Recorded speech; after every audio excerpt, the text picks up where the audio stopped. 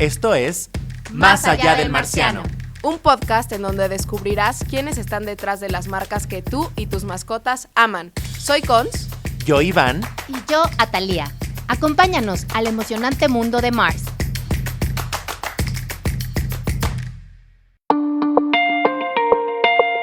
Bienvenidos a esta nueva edición de Más allá del marciano, en donde vamos a estar en esta segunda temporada entrevistando a todas las top voices de esta compañía, de Mars Wrigley.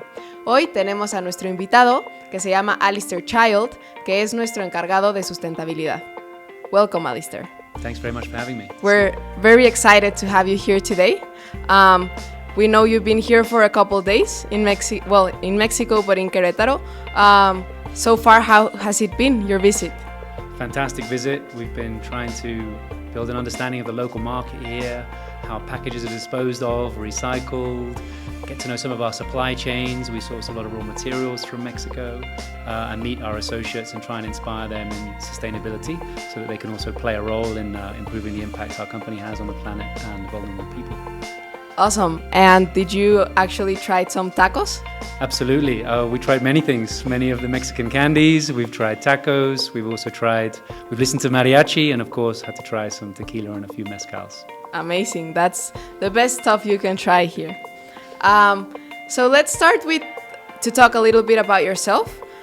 Could you tell us, where did you grow up and how did this affect who you became? Yeah, I grew up in England, in the Midlands, near a town where William Shakespeare was born, Stratford-upon-Avon, and had a great life with great opportunities. And I was growing up not really thinking about the world and the challenges that some people experience in other parts of the world. So wonderful childhood, but I didn't have sustainability on my mind until I got the chance to do some travels and really see conditions in other parts of the world. Which then had quite a profound impact on me and inspiring me to try and rebalance some of the opportunities that I had as a young person to study and enjoy hobbies and sports and music and travels, and then try and rebalance some of that when I got to meet people around the world that didn't have such opportunities to go to school and enjoy the life that I had. So that's how it went for me. What did you study? Well, many subjects, but as I started to refine them and get to university, I ended up studying geography. I was fascinated in the physical world. I was fascinated in the relationship between the physical world and the human world. I ended up studying climate change in the desert, in the Namib Desert in southern Africa for my dissertation at university. Back in those days, we were writing exam questions such as, climate change, is it man-made or is it an act of God? We were still debating back then in the late 90s whether what were the sources of the changes in the climate we're seeing, which is amazing when you compare it to where we are now, so convinced of the impact of human activity on the fate of the planet. Well, that's amazing. That's such a cool story. What would you say was your biggest challenge when you were back in Africa? Well, when I first started my work, yes, a lot of time in Africa, I had some great experiences which opened my mind to the challenges. I went to Malawi and met kids that were super bright, but didn't have the ability to go to school because they just simply didn't have the money at home. Maybe their parents were just farming food to eat rather than to sell, or maybe they didn't even have parents, orphans or one-parent families. And I think the challenge for me was whilst I wanted to help, actually finding out how to help. Some of these issues we work on are quite complicated. The solutions aren't known to us.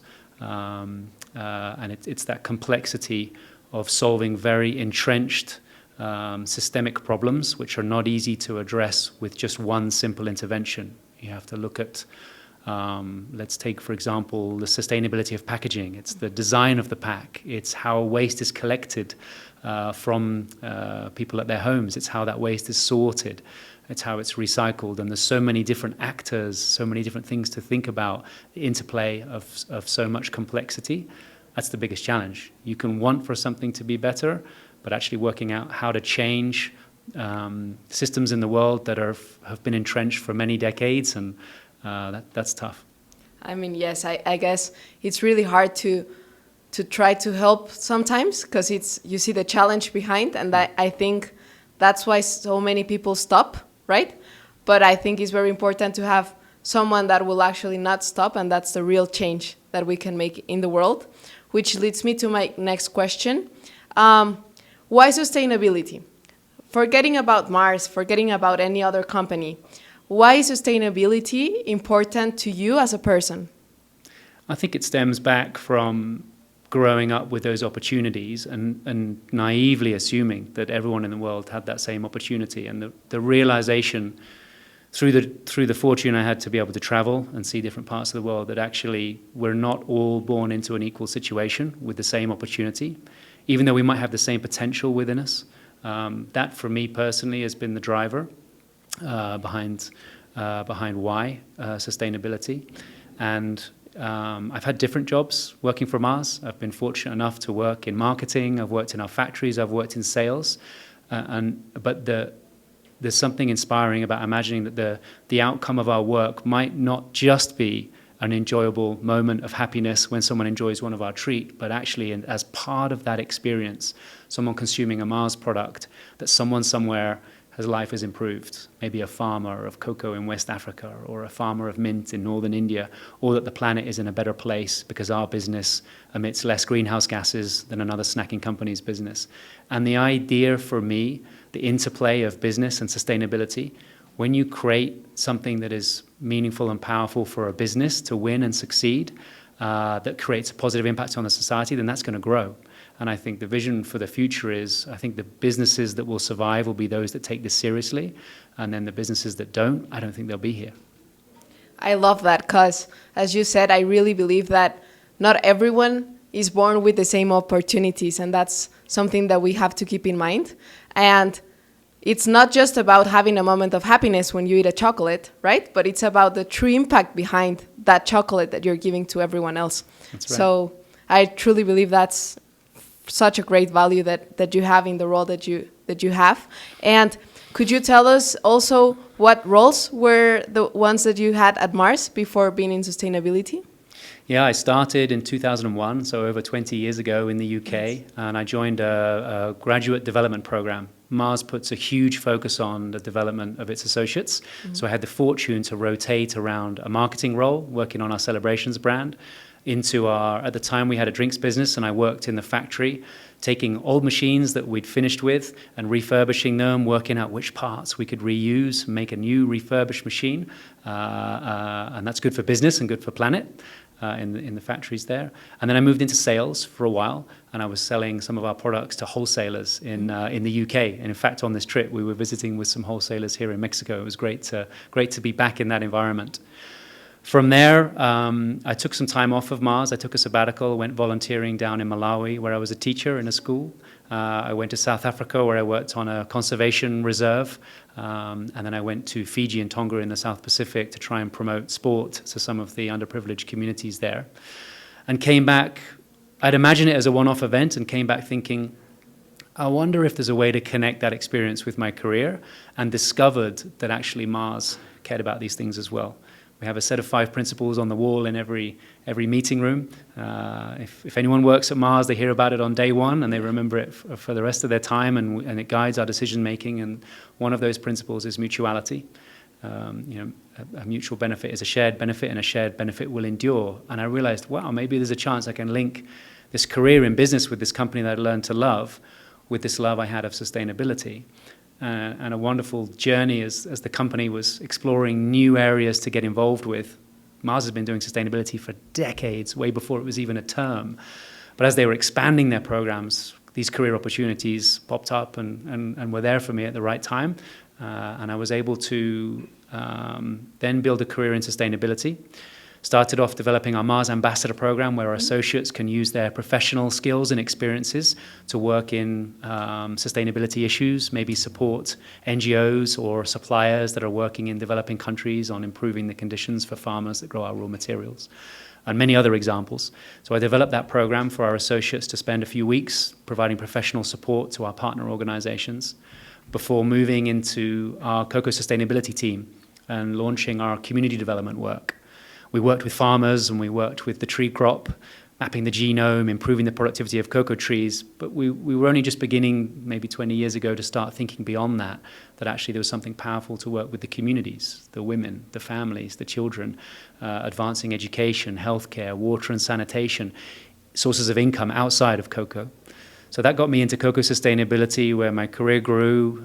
We increasingly started sourcing raw materials from these projects where we had these initiatives in place. And I moved across into what we call commercial, other organizations called procurement, and worked there and grew up there in the cocoa sustainability team until 2017, when I had the wonderful opportunity to start leading sustainability for the Mars snacking business. When we bought Mars Chocolate and Mars Wrigley, we brought them together into a great new snacking powerhouse. And it's just been the last 5 or 6 years working in that area on all things, from climate change to packaging sustainability, to all the people issues that we face across our entire business, from where the raw materials are grown through our suppliers, our factories, and then thinking about what happens to the wrappers after the consumers finish with them. So a really broad and exciting agenda.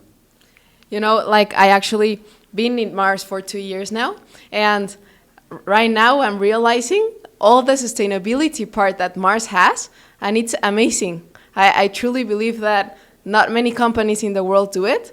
And even the way that you are telling it, it's so exciting, and it's like the job that you have is so important, not only for Mars, but for all the people that have to do something with Mars, which I think it's a lot of value. If I may, one of the things I think that's amazing about Mars's journey is that we started without thinking about telling the story or selling more products. We started with a genuine concern, a family-owned business, a genuine concern that starts with the families. It's grounded in the 5 principles about the impact of our company on the planet and the well-being of those that are involved in the production of the raw materials we use, working in the factories that are involved in our supply chains. And it started in really the right place and doing the right thing. Only lately have we realized, actually, we've got to tell the story as well. And maybe there's even an opportunity if we tell the story. That's a better business. Could we show the world that the businesses that care about their impact on the planet and on the people will be the businesses that win? Can we push a new way of doing business that becomes the norm? That's what we're excited about as a business. But amazingly, when you look back in the history of all the work, we didn't used to tell the story at all. Yes, it's definitely a lot of hard work and a long path that you have with the company, and where the company was before and where is it today. And moving a little bit like about a funny question, right?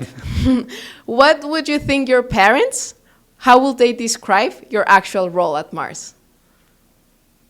Wow, well, I guess, yeah, I think probably with some pride, and they would describe it as working to improve the conditions of those that are vulnerable in our business, in our supply chains, and trying to be a company, lead and be a company that's reducing our emissions faster than the average company, is ensuring our packaging is recyclable faster than the average company. I think a combination of being proud of the things that we're working on, but also proud of the leadership we're trying to bring, being one of those companies pushing at the front edge, innovating, pushing harder, moving faster. I hope they would say that. We talk about this stuff a lot, so probably they would. It's really funny because we had this question like 2 weeks ago. They asked all of our parents in corporate affairs that what did we do as corporate affairs, right? And their answers were just so funny. Like they had no actual idea what we were doing. They were like, oh, you just take pictures with everyone, you know, and you smile. And it was just really funny. So I thought that would be like a cool question to ask you. But talking about future generations, right? What would you tell your 18-year-old self, right, that could actually help someone that is 18 years old right now and has all this power to change the world? Yeah, wow. Well, I would tell my 18-year-old self to move quicker into the area of work that I moved into. It took me some time. It took me some time to build up that experience of traveling and seeing the world, to actually realize the world wasn't like Stratford-upon-Avon in the UK, and everyone is happy and has everything they need in life. So I wished I'd moved quicker into this area. And I would also encourage myself to be less accepting of the status quo. So most of the issues that we find working on, there's lots of reasons for why they're there, that are quite entrenched, and it's quite. I find myself empathizing with those reasons a lot, understanding, okay, these systems work this way for various reasons, and I would encourage myself to be more dissatisfied and more impatient and more willing to break the status quo and be more innovative. I'll give an example. We were working on trying to stop deforestation in our palm oil supply chain. And we were working with the same supply chain, sourcing palm the same way and making slow progress. And suddenly we realized, wow, what if we totally reinvent the way we source palm? We went from 1,500 mills in our supply chain to 100, and suddenly found ourselves able to affect change with a smaller group of suppliers that thought the way we thought than we could do with 1,500 suppliers that were so far away from us. We didn't have much of a direct relationship. So I would encourage myself to be more dissatisfied, impatient, innovative, break the status quo, and don't be so patient and understanding of why things are the way they are. We have to change. We haven't got time. If we don't accelerate the reduction of our emissions, we're going to be in a situation where the impacts of climate change are going to be catastrophic and irreversible. There's no time to wait. We can't leave this one to the next generation. Yes, definitely. And building up on this question, if you were hiring someone in your team tomorrow, right? Maybe an intern or someone that is still in university, what capabilities would you suggest them to work on to be able to be part of your team? Well, great question. And it's not an easy question to answer because actually sustainability is quite a new thing in business. I think absolutely a passion. You know, you need a real drive to work on this. It's complicated stuff. You need a drive to keep pushing through. I think a creativity to think of new solutions and new ways of doing business that aren't the status quo. I think a relatively analytical mind, strategic thinking mind to be able to diagnose logically what's our carbon footprint, what are the sources of that carbon, what's a potential glide path to reduce those emissions over time. For us, it's minus 27% by 2025, minus 50% by 2030, net positive by 2050. Quite an analytical way of working through the problem. I think particularly for us, an ability to collaborate, empathize, listen, work well with others, not just internally, because that's the culture at Mars, but in sustainability, you're often working with your suppliers, with your retail customers, with organizations that are concerned about this, maybe NGOs or academia, development expert organizations. Your ability to work with a wide variety of people that come from a different perspective to you, see the situation differently to you, but they have something valuable that you can partner with. I think that's an absolutely critical trait that I would look for in recruiting new talent. Awesome. And moving a little bit to today, right? What's your biggest challenge today? What's the biggest challenge you see this year? I think the biggest challenge that we face, maybe I can answer with two. In some of the biggest challenges, we actually don't have the technologies that we need to finish the journey. It's going to take us a generation to move our emissions from where they are today to be net positive. It's going to take us a generation to do some of the big societal challenges that we're working on. And in many, many cases, we've got some low-hanging fruit opportunities that we know what to do, but in others, the technology doesn't even exist yet to solve the problems that we need to solve. So I think that's one of the big challenges, is just innovating new solutions that don't exist today. And I think the other challenge is creating this new business model whereby sustainable businesses win. Today, you can sit in the middle or towards the back of the pack and you can still carry on doing the business. You can still carry on selling your products. And whilst there are people in the world that care about these issues, they still buy your products. And I think one of the challenges, we need to get to a place where those businesses that have made the changes, made the planet more sustainable, looked after the people that are involved in their value chain, that those businesses are winning and are rewarded for their efforts. If we do that, I mean, Mars, we're doing these things, we're a family-owned company. It's in our heart, it's in our 5 principles. But if we can find a business model that wins, we can scale this. This can become the norm. And then the businesses that don't care about the planet, don't care about the people, then maybe they're less competitive. They find it harder to access the market, sell their products, make their products. Then we're going to create some real scale change. They will start caring as well. Yeah, exactly. They'll have 2 options. Yes. Either start caring or look for something else to do. Yes, that's amazing. And closing a little bit more the podcast, we're trying to do the same 3 questions to every speaker that we have. So the first one will be, do you have 3 book recommendations for our listeners today? Yeah, 3 book recommendations. Well, I really love Bill Gates's book on how to avoid a climate disaster. Okay. There's a lot of books on climate change, but I really love the analytical way that he breaks down the problem and then puts the solutions together. It makes you feel we can do this. So I love that book from Bill Gates. There's many great books, but I would pick that one. I love, actually a little bit away from the subject matter, I think it's really important in business that we step back from the day-to-day demands that fill our life, our inboxes, our meeting schedule, things in our personal life, and actually take time to think. So I'm reading a book by Chris Bailey on how to calm your mind. Nice. Kind of interesting angle that actually the more you calm your mind, the more productive you can be. I really recommend that book. Keep your well-being strong, but also actually giving yourself that time to think. And then the 3rd book, I guess maybe I should pick a fun one. I love Bear Grylls and reading his books, so I'm reading one of his autobiographies at the moment about adventure. I really love adventure myself in my spare time, going into the more remote parts of the world, climbing some mountains, kayaking in some places where you don't find many other people, scuba diving adventures, and Bear Grylls for me epitomizes the spirit of adventure. So I'm reading his book at the moment actually as well, one of his autobiographies. So. Nice. I hope everyone listening right now is going through Amazon, buying the books already, so they have it by their home tomorrow. I hope so. The next question will be, what's the biggest misconception people will have about your role or your career path? Wow. Probably the biggest, I don't know, the biggest misconception would be about my role. Maybe probably that I have all the answers.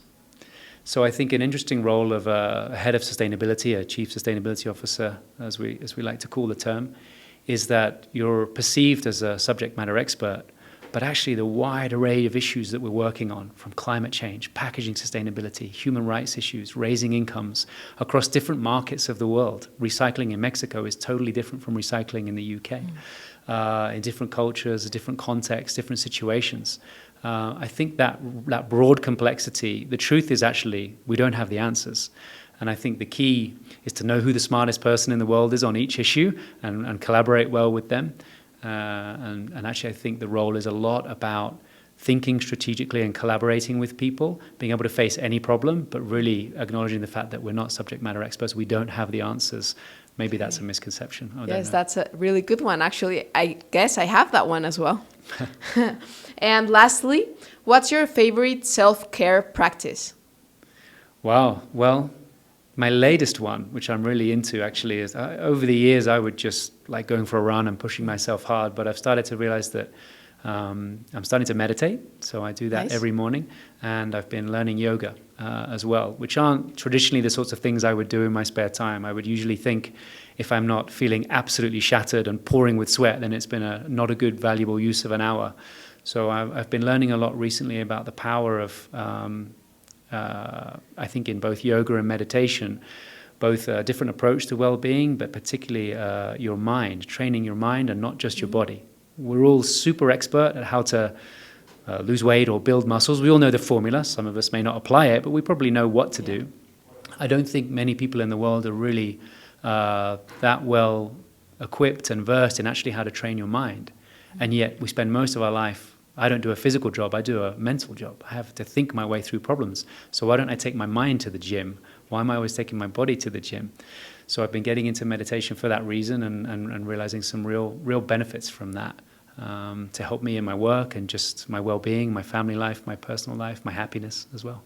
I think that's really important, especially in the world that we're living today, that we are seeing like high anxiety everywhere and depression and many mental diseases that I think we could actually start caring more about our mental health, and training our mind could help literally everyone to be better at whatever they are doing. It's like on the aircraft when they tell you about the security protocols, when the oxygen masks comes down, put your own mask on before you help someone next to you. I think particularly for people in sustainability, there's a real feeling of responsibility, in some sense almost a burden of the weight of the issues that we're working on. And I think the only way to face that is to ensure that you're in good health mentally before we can take those challenges on. So here, for me as an individual, that's really important to me.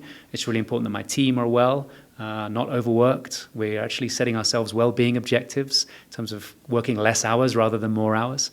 And I think for me as a leader, that's super important. There's no point in us burning out because these issues are going to take us a generation to solve. So we can't burn out in 2 or 3 years. We need to be here. Yeah. Well, actually, many things that everyone needs to digest today.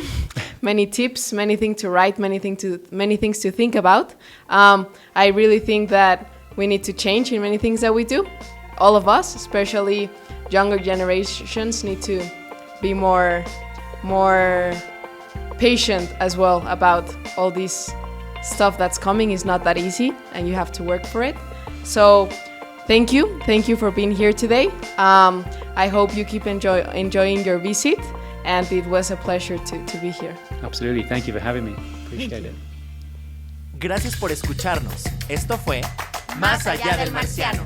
Te invitamos a que te suscribas en tu plataforma de streaming favorita. Entérate de todo lo que significa esta gran compañía. No esperes más. Síguenos en Instagram, Facebook, TikTok y LinkedIn. Porque en Mars, el mañana empieza hoy.